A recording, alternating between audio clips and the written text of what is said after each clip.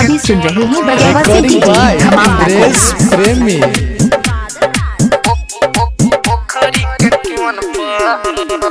मिसा कल मारली तोरा फोन पर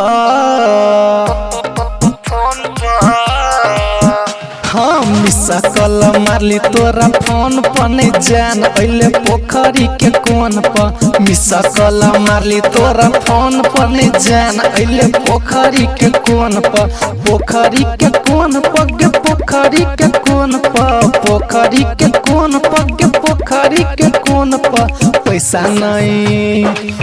नहीं रहे के लिए लोन पर नहीं जान अइले पोखरी के कोन पर मिसा कल मारली तोरा फोन पर नहीं जान अइले पोखरी के कोन पर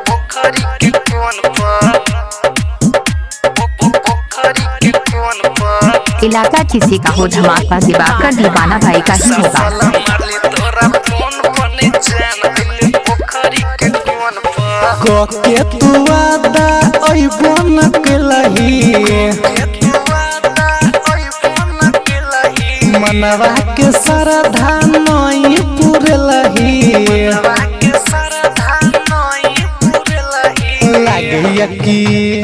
लागैया कि व्यस्त रहे टोन पन जान अइले पोखरी के कोन पर मिसा कल मारली तोरा फोन पन जान अइले पोखरी के कोन पर मिसा कल मारली तोरा फोन पन जान अइले पोखरी के कोन पर मिसा कल मारली तोरा फोन पन जान अइले पोखरी के कोन पर पोखरी के कोन पर गे पोखरी के कोन पर पोखरी के कोन पर गे पोखरी के कोन पर